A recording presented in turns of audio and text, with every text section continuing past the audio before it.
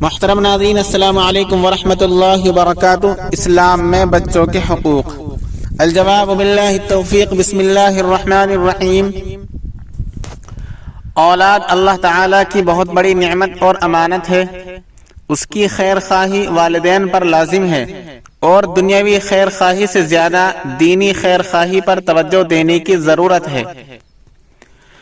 بچوں کے حقوق کے حوالے سے آپ صلی اللہ علیہ وسلم کی تعلیمات کا خلاصہ یہ ہے: نمبر 1، پیدائش کے بعد دائیں کان میں اذان اور بائیں کان میں اقامت کہی جائے۔ نمبر 2، 7ویں دن عقیقہ کیا جائے۔ نمبر 3، اچھا نام رکھا جائے۔ نمبر 4، بولنے کے قابل ہو تو اللہ تعالی کا نام زبان سے ادا کرایا جائے۔ نمبر 5، 7 سال کا ہو تو نماز کی تعلیم دی جائے۔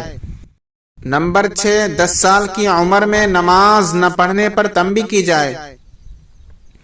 نمبر 7، دینی تعلیم و تربیت کا خاص اہتمام رکھا جائے۔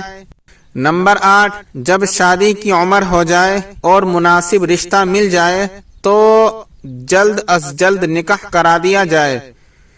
رشتہ طے کرنے میں اولاد کی رائے اور رضامندی کا خیال رکھا جائے۔ بحوالہ فتاوی دارالعلوم دیوبند۔ ویڈیو پسند آئے تو لائک کیجیے، شیئر کیجیے اور چینل کو سبسکرائب کر دیجیے۔